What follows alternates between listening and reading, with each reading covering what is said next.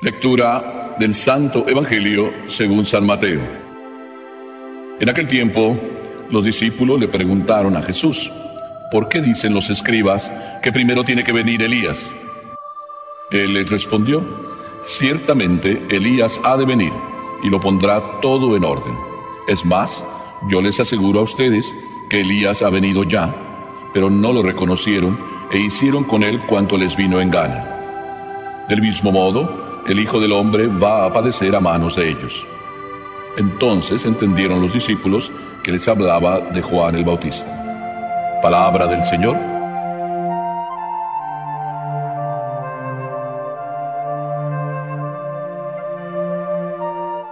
Parece que la historia se repite, porque lo que el Evangelio nos está contando, en parte, es también lo que hoy pasa. Como que el Evangelio nunca se ha vuelto antiguo, y los hechos del Evangelio se repiten. En tiempo de Jesús, cuando el Evangelio ahora nos está hablando, había una gran expectativa, al igual que hoy. Había circunstancias desagradables, malos ejemplos, testimonios buenos, y había también opiniones diferentes. Por todas partes resultaba un líder que decía esto, otro que decía esto, este maestro que se pronunciaba. Entonces no había periódicos que hablaban, había lo que hoy también hay.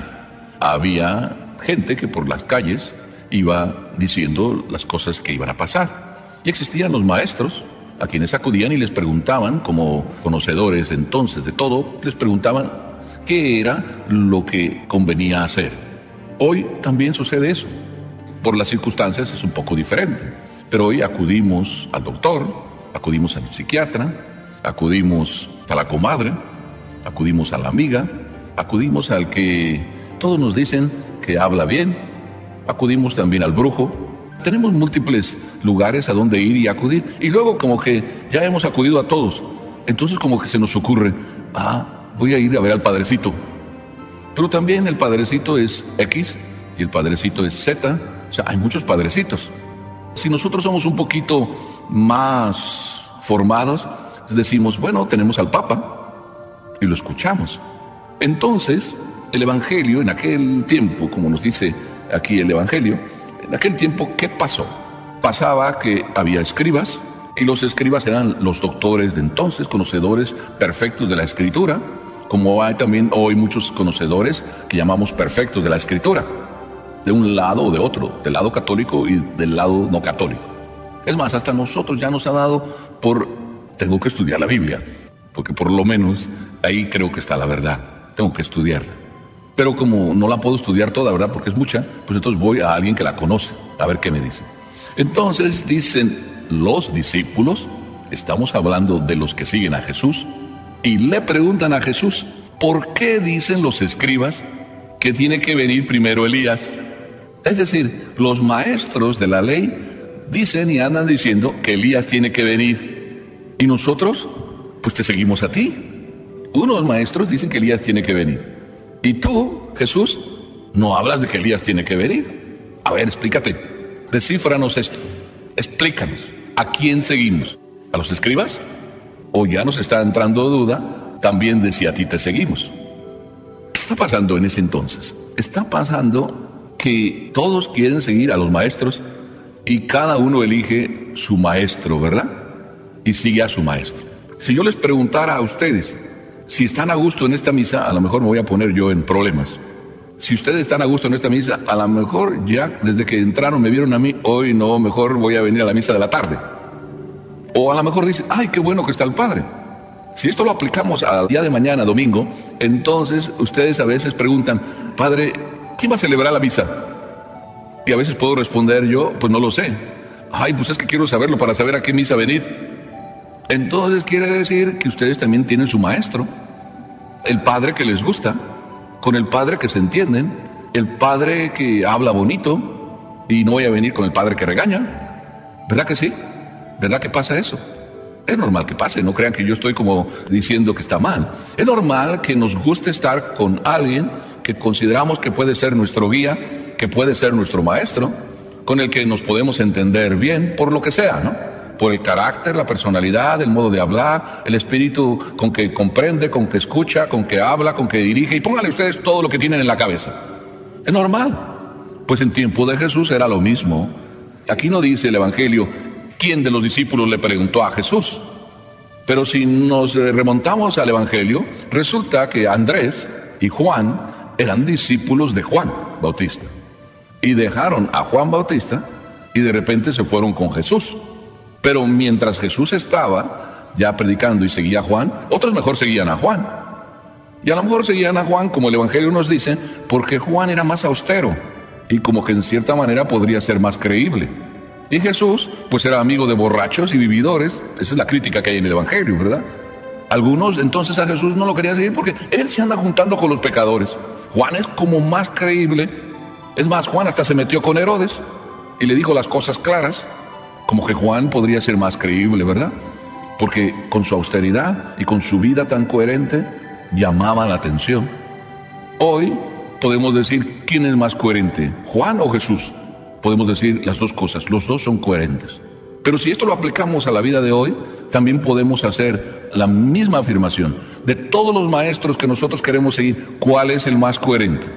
Probablemente todos, pero aquí se pone una cuestión. ¿Por qué queremos seguir a uno más que a otro? Y ya está la respuesta dada, porque lo consideramos mejor. Pero ¿a quién estamos siguiendo? ¿A Juan? ¿A Pedro?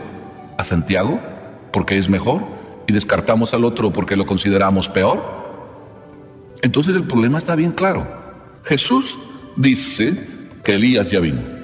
Y casi nos está diciendo la respuesta. Si ustedes siguen a Elías por ser Elías, o porque les parece mejor Elías, Elías ya vino y no va a venir.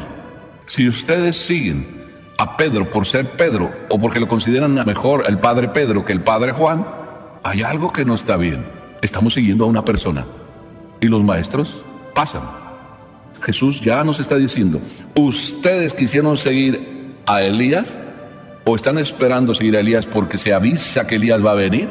Y además no solo dice eso, sino el Elías que los escribas están hablando es Juan, y ni a Juan lo han querido seguir. Por tanto, ¿qué pasa? Pues lo que dice Jesús, si ustedes quieren seguirme a mí por ser Jesús, el hijo de María, están mal. Jesús nos está poniendo un problema. A Jesús hay que seguirlo porque es el hijo de María y porque es mejor que Pedrito de Judea. Jesús nos está diciendo, no me sigan por ser Jesús y porque soy mejor que los escribas. ¿Por qué hay que seguir a Jesús?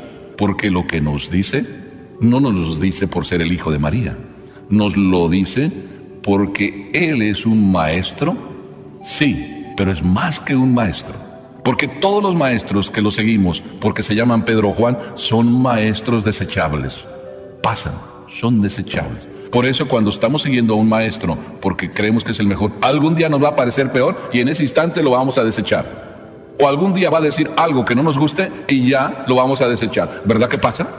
Que al que nosotros venimos a ver porque nos gusta cómo celebra o cómo habla, un momento nos va a decir las cosas claras y ya no lo vamos a seguir. Entonces estamos siguiendo ¿a quién? A un hombre. Cuando nos gusta, porque nos complace, estamos siendo fans. Y no es el camino de los fans el camino para comportarnos bien. Por eso cuando algún joven me dice, ¿por qué tengo que obedecer a mi papá? ¿Por qué lo tengo que obedecer? Inclusive ustedes a veces se ponen el problema de por qué sus hijos a veces no les quieren obedecer. O sus hijos vienen y me preguntan, ¿por qué tengo que obedecer a mi papá? No, es porque es mi papá. Tú no tienes que obedecer a tu papá porque es tu papá. ¿Verdad que tenemos el derecho de no obedecer a nuestro papá? ¿Y cuándo tenemos el derecho de no obedecer a nuestro papá? Cuando nuestro papá nos manda algo que va en contra de ¿qué? De la ley. El poder de papá está en defender la verdad y en los motivos que hay para defender la verdad, es decir, para obedecer la ley de Dios. Cuando Jesús se convierte en un maestro que no es desechable, no es porque se llama Jesús y porque es hijo de María y porque es el hijo de David. Jesús tiene su fuerza en que lo que dice es la verdad. Yo soy el camino, la verdad y la vida. ¿No dice por ahí una canción, Señor, ¿a quién iremos? O la otra dice, ¿a quién iremos? ¿Cuál es la respuesta? Las palabras de Pedro, tú tienes palabras de vida eterna. La fuerza del maestro no está en cómo habla, en lo simpático que es, en que me cae muy bien, en que celebra la misa, no sé, como me gusta a mí. La fuerza del maestro está en la verdad. Y la verdad no la hace su cara bonita, ni lo simpático que es. que convive con nosotros y es muy amistoso. Que todo eso puede ser que lo tenga también, como de hecho Jesús lo tenía. Amistoso, amable, criticable por ir detrás de la oveja perdida, criticable por convivir con los hombres de la mala vida. Sí, criticable como es criticable cualquiera quien solo anda mirando el aspecto humano y no mira a lo que detrás hay. Si tú tienes palabras de vida eterna, tú no eres un maestro desechable. Pero si Jesús se está poniendo en el mismo nivel de Elías, dice, al igual que el que venía en el lugar de Elías, Juan, no lo aceptaron, tampoco a mí me van a aceptar. ¿Quién aceptó a Jesús? ¿Los 12? Si los 12 mismo lo abandonaron. ¿Verdad que nosotros también podemos abandonarlo? De hecho, ¿verdad que lo abandonamos muchas veces? ¿Y en qué momento lo abandonamos? Cuando no nos gusta lo que nos dice. Entonces, cuando nosotros dejamos de creer en Jesús y seguirlo, es en el instante en que no nos gusta lo que nos dice, no estamos en la misma línea, en que estamos siguiendo a un maestro porque nos gusta lo que nos dice. Pero díganme, ¿cuándo Jesús nos va a decir algo que nos guste? Díganme, ¿cuándo? Si quieren ustedes, me voy a poner yo, indignamente, en el puesto de Jesús. Si yo me pongo a complacerles a ustedes y a decirles lo que a ustedes les gustaría que yo les dijera, ¿verdad que sería maravilloso yo? Y todos dirían, uy, el Padre Salvador es encantador, qué lindo, qué mono más lindo. Pero nadie que quiere seguir a Dios debe andar complaciendo, sino debe buscar el bien. ¿Verdad que tú, mami, muchas veces te ves en este problema también? ¿Que quieres el bien de tus hijos? Y que en el bien que quieres de tus hijos, ¿verdad que a veces les tienes que decir las verdades? Y ¿verdad que cuando les estás diciendo las verdades, llegan a decirte tus hijos, tú no me quieres? Inclusive hasta llegan a decirte, no te quiero como mami. Cuando tu hijo o tu hija te está diciendo, tú no me quieres, y te dice más cosas, hasta te está ofendiendo e insultando probablemente tu propio hijo, en ese instante, ¿qué vas a decidir? ¿Complacerlo y cambiarse entonces tu postura? ¿Y porque mejor quieres que te diga que te quiere? ¿Quieres que te diga que te quiere o quieres salvarlo? Ahí está el dilema. Si tú quieres que te adoren, espérate que te van a adorar. Te van a adorar, te van a pasar por el grill, por la parrilla y te van a quemar. Acuérdate de lo que te estoy diciendo. Pero si tú quieres que quieran lo que Dios quiere y lo que es el bien de ellos, te van a adorar más tarde. Y esto vale como ejemplo lo que voy a decir. ¿De qué maestro se acuerdan ustedes? ¿Verdad que los que les dejaron hacer todo lo que ustedes querían ni se acuerdan de su nombre y a lo mejor hasta ya ni de su cara? Y sin embargo, los que sí te exigieron, te estás acordando, si no del nombre, del apodo que te pusieron. Sí, me acuerdo, ¿te acuerdas del profesor? El feo, el que le decíamos el feo. Feo porque le faltaba una oreja. Pero ¿cómo nos exigía? Y lo que sé de matemáticas, lo sé por él. Mamás, papás, ¿ustedes quieren que sus hijos se acuerden de ustedes? No les den lo que ellos quieran. Sean maestros. Maestros que buscan más la verdad y el bien de sus hijos que la complacencia o que los quieran. Jesús no pasó por complacer a nadie. Y por eso, porque no buscó complacer, se ha vuelto en el maestro que no es desechable. Y nos estamos preparando para la venida del Jesús, que no solo es el hijo de María y el hombre de Nazaret, el Galileo, el Hijo de Dios. Tú tienes palabras de vida eterna. Solo por eso vamos a Él. No por ser el gran maestro, querido por unos, odiado por otros, rechazado por otros, olvidado por otros, traicionado por otros. Pero eso siempre va a pasar.